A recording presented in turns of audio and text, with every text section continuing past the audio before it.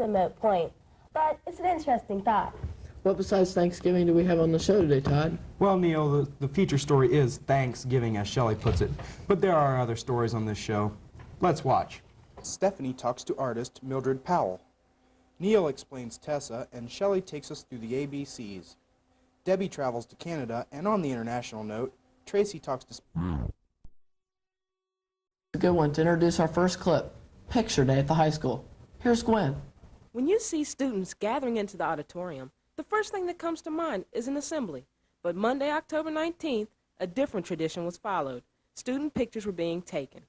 The classes were separated, meaning first the freshmen have their pictures taken, then the sophomores, and lastly juniors. Many students took the opportunity, while they waited in line, to make sure everything looked just right for their pictures. The photographers also did their best to help the students look just right for their school pictures. When student pictures arrive, I am sure that the parents of the students at Gahanna Lincoln High School will enjoy their kids' snapshots immensely. This has been Gwen Barker reporting. Now back to the studio. I guess we'll all have to be thankful if our pictures turn out right. Pictures are never the way we want them to be. You're right, Neil. The only way we get what we want is to paint it ourselves. And someone who does that is Mildred Powell. Here's Stephanie with the story. What happens to teachers when they retire? Recently, I had the chance to find out. I talked with Mrs. Mildred Powell, a former chemistry teacher here at Lincoln High School and now a locally renowned watercolor artist. I caught up with Mrs. Powell in the chemistry room. Well, we're back here in the chemistry room. Miss Powell, how's it feel to be back in your old classroom? Terrible. No, I spent many a happy hour here, and I like to come back and visit Mr. Townsend and his, what do I call them, group. But I enjoyed it when I taught here. It was a lot of fun. We had a lot of wild people, and that's what I like, wild people. They either wanted to make booze or bombs, either one. I bet they succeeded at both. Yes, as a matter of fact. We had a few explosions and a little booze here or there, too. So we had a lot of fun. I enjoyed it. 20 years, and it was enjoyable. Mrs. Powell was a chemistry teacher for 21 years until she retired in 1984. She has been painting for 10 years and has her paintings on display at various libraries around Columbus, as well as a permanent display at Alberto's restaurant on Henderson Rd. If you wish to buy a painting at the restaurant, contact your hostess for a price list. Prices range from $175 to $225. For WGLH-TV, this has been Stephanie White. Now back to the studio. I bet Mrs. Powell is happy that she has something to do now that she's retired. Teachers are so busy. It must be hard for her to slow down. You know, I think they want it that way. To be busy.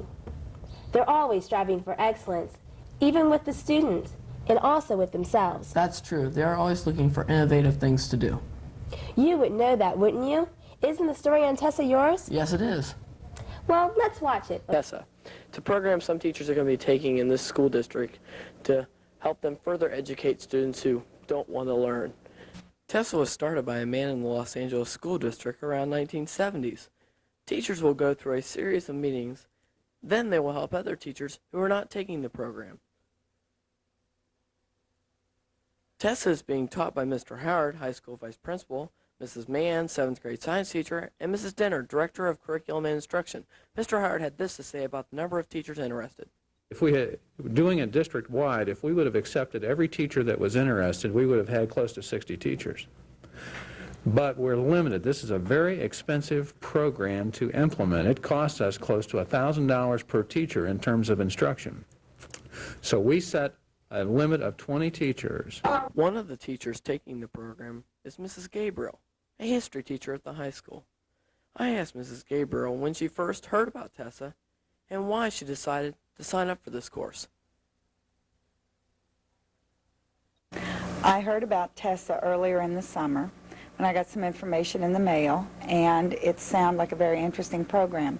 Then the first day of school, Mr. Howard explained Tessa to us as a method of helping good teachers become better, and I decided that I could use that help. Tessa, a program may be to help your child to further educate themselves. This has been Neil Smith reporting for WGLH-TV. You know, it's not only the teachers who are striving for excellence, but it's everyone involved in the education process.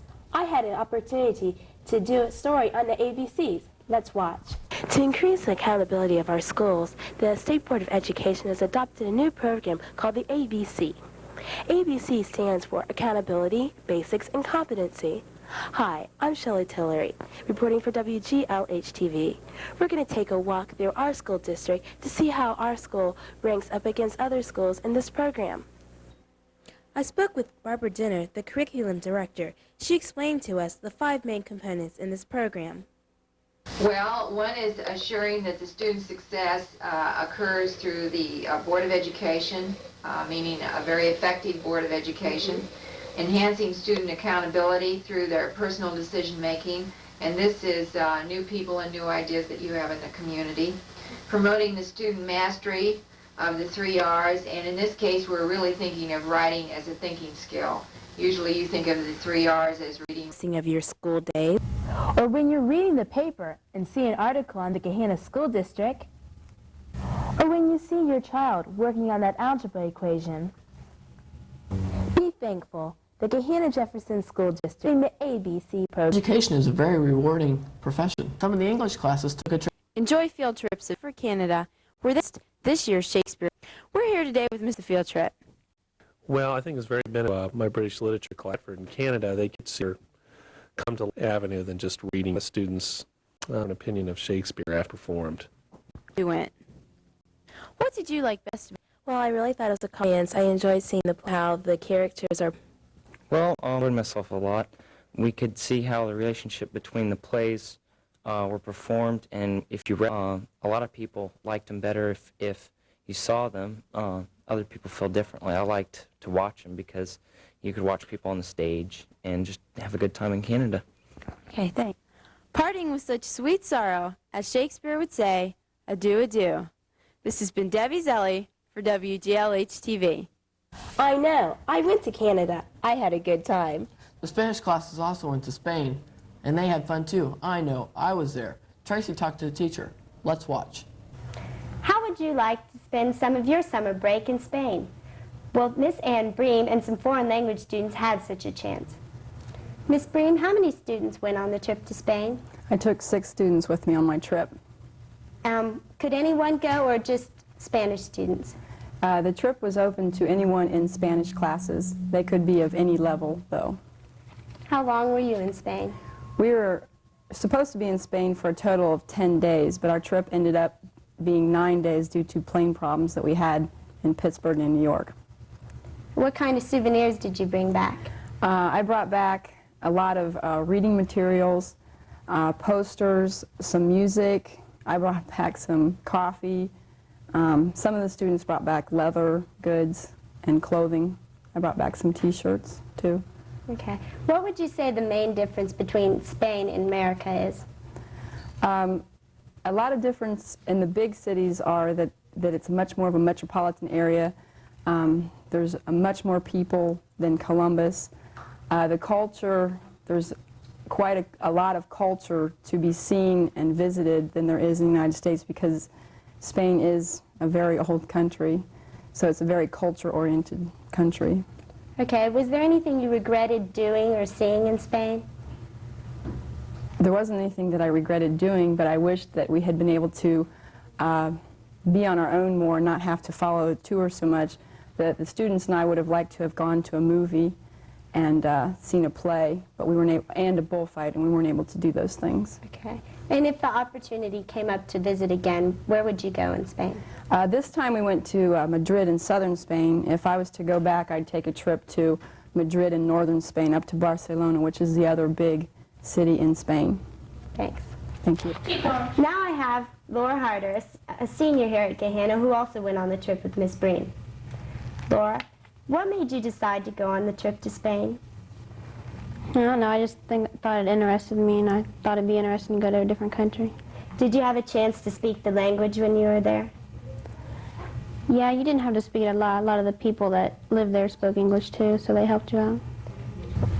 Here's another of the students who got to go to Spain with Miss Breen. Stacy Smith, a sophomore at Gahanna. Stacy, what stood out most from your trip?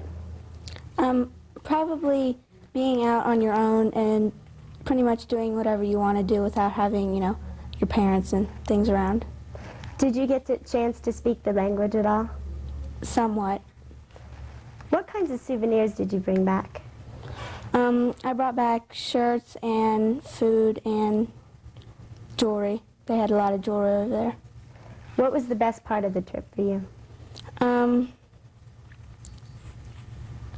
Probably all the cultural experiences, all the museums and art and things we saw were really amazing. Did you see any weird custom that the Spanish had that maybe you've never seen here in America? They had a lot more, they have like castles and a lot more museums and things than we do, and they're a lot older than we have. Where else would you like to travel if you had the chance? Maybe somewhere other than Europe, maybe Mexico. I've never been to Mexico, or Puerto Rico, or towards the beach, up further towards Malaga. So if you want to take a trip to Spain or anywhere else in Europe, maybe you should seek out one of these students or Mrs. Bream and ask them about their experiences. This has been Tracy Starr reporting for WGLH-TV. Canada and Spain were both fun for the teachers, but so was Halloween. For the students of Jefferson Elementary, Halloween came a day early. Let's take a look.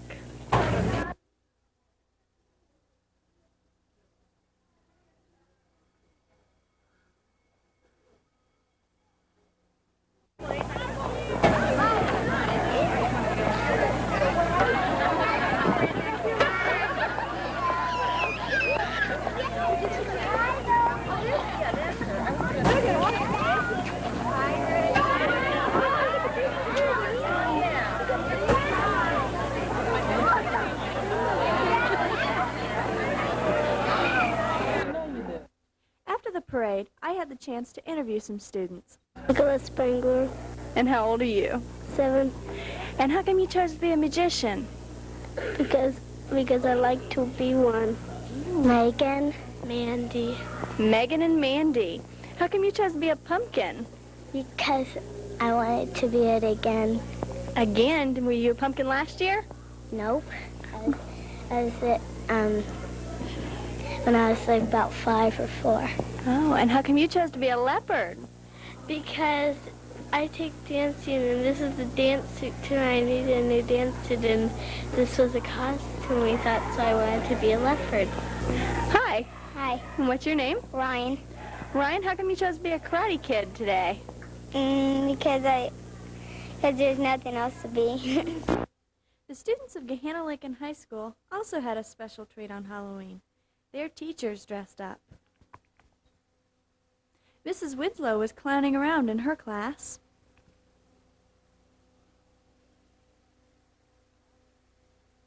This teacher let her hair down all the way. Mrs. Gabriel looked nice. I wonder where she parked her broom. Mr. Hedges looked like a fugitive from the movie Platoon.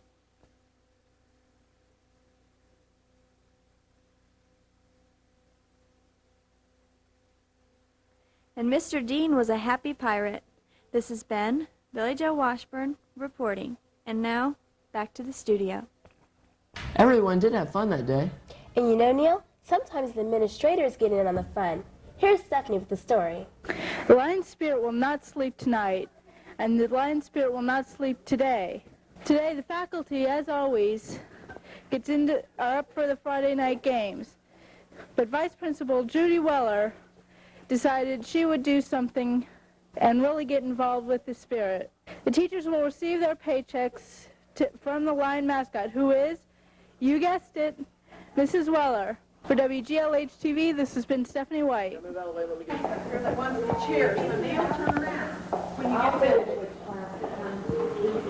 Ministers are delightful people. It's nice when they have time to take out of their busy schedules to have a little bit of fun.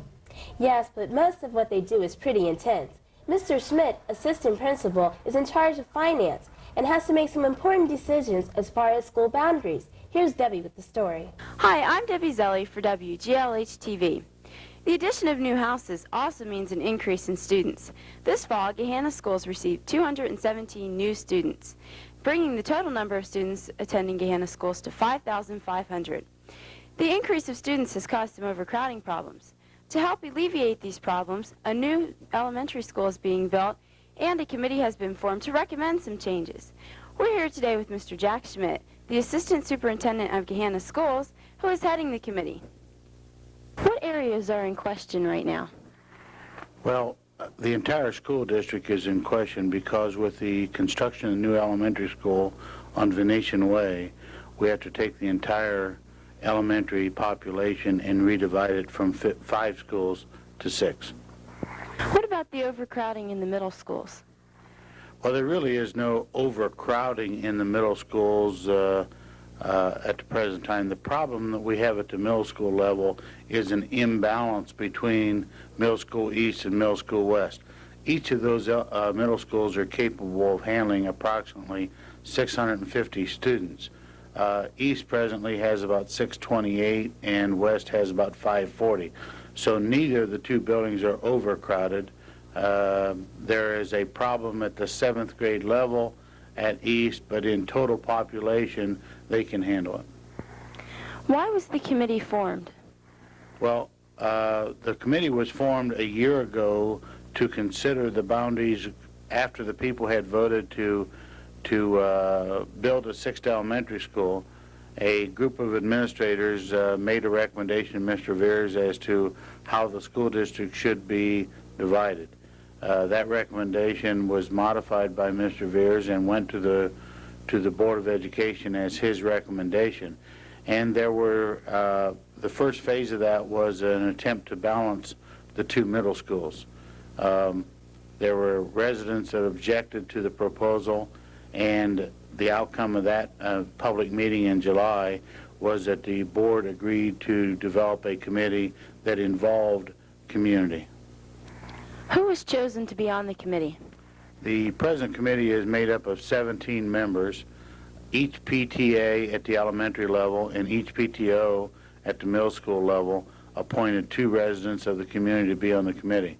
Also, Mr. Rotella, the principal at Romanor Elementary School, and Mr. Souter, the principal of Middle School East, were appointed, along with I was given the job as chairman of the committee. So that is how the 17-member committee is made up. Okay. What are some of the solutions that you're looking at right now? Well, at the present time, the committee is trying to project what the enrollment at the elementary level will be in the 1989-90 school year, so that once we have divided the area for next year, that we can be assured that for at least 2 or 3 years that the boundaries will be able, that the different elementary schools will be able to handle the student population. Stay tuned to WGLH-TV to learn more about the overcrowding problem. This has been Debbie Zeli for WGLH-TV. Those are pretty important decisions to make. But isn't it nice sometimes to just sit back and relax and enjoy our accomplishments? Music. And we also acted at the vocal music concert with BJ. Let's watch. On Sunday, October 25th, the Gahanna Lincoln Choirs gave their first performance of the 1987-88 school year. First, let's listen to the freshman choir.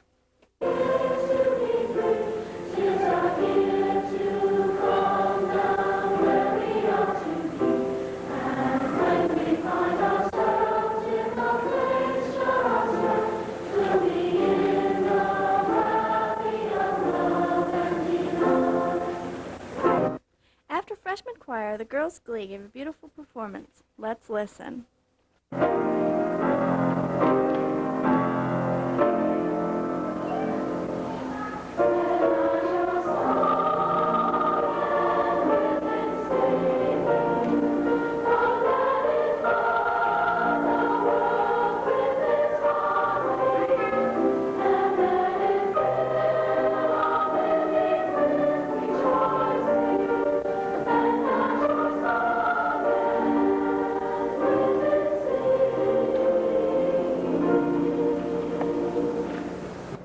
The chorale also performed at the concert.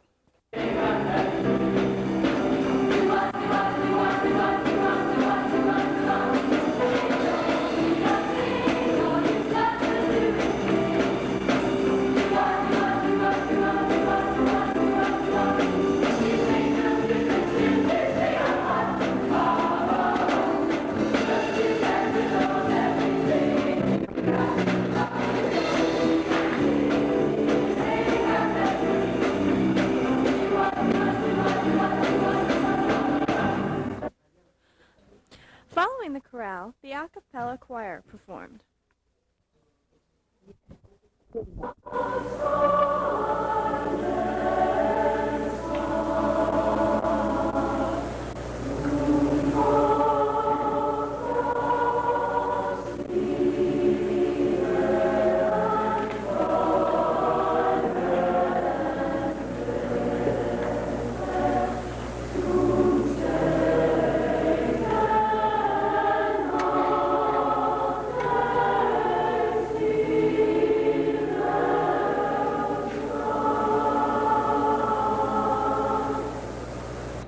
Well, it looks like it's going to be an excellent year for our choirs. This has been Billy Joe Washburn reporting, and now back to the studio. That was really great listening. I love music. I know. I think that's one of the things I'm most thankful for. Beautiful music. Don't misunderstand me. I'm thankful for a lot of things. We should all be appreciative. And here's Kristen with some other things we should be appreciative with. The leaves softly dance to the ground, the burnt wood. And once again, the wind promises another festive and traditional Thanksgiving holiday for all Americans. There are many reasons why America stands above the rest. The Thanksgiving holiday is one of them. This national holiday originated in early colonial times up in New England, when the Indians first shared their corn and other items with the starving colonists. So now, on the last Thursday in November, it's an annual event in America to thank God for everything that we do have. Thanksgiving is special because it allows families, friends, and neighbors to share ideas and love with one another. When the traditional Thanksgiving meal is served, the stars of the dining room tables are these fellas right here. While the trees continue to shed their leaves outside, the diners on the inside are as full and content as these furry farm animals. But in the back of their minds, they're wondering how to shed these extra pounds they've just gained. However, as soon as someone puts some of the firewood on the fireplace, their minds will be put to rest as they settle back to reminisce. This has been Kristen Hampton, live for WGLH. Be sure to have a very happy Thanksgiving. Did you notice how you said thankful and accented the thanks? What is this preoccupation you have with accenting the right syllable?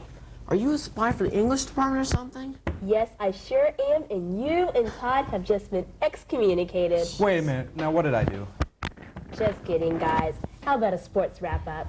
Okay, Shelley, I hope I can accent the right syllable for you. This week in football, Gahanna's Golden Lions varsity football team defeated Grove City 21-7. Here's Amy with more. The Gahanna Lincoln Lions football team has worked hard this year, and with a 10-0 record, their hard work has paid off. After their victory over Westerville South on Friday, November 6th, the Lions were on their way to the state finals. The last time the Lions were number one in the Ohio Capital Conference was in 1982. However, this is the first time the Lions have gone undefeated. The first round of the state finals will begin for the Lions on November 14th when they meet Chillicothe in Dublin at 7 o'clock. Congratulations and good luck. This has been Amy Wallace for WGLH-TV.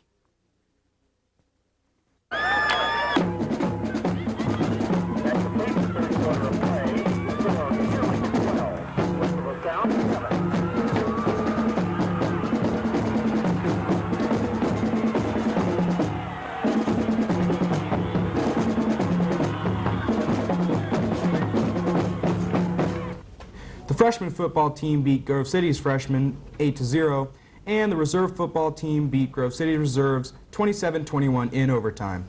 And that's about it for sports. Thanks, Todd. If we practice, we can properly do our conclusion. Oh no, here it comes. I can do it, Shelley. We can all do it. This has been Neil Smith. And Shelley Tillery. And Todd Spencer. Have a blessed Thanksgiving.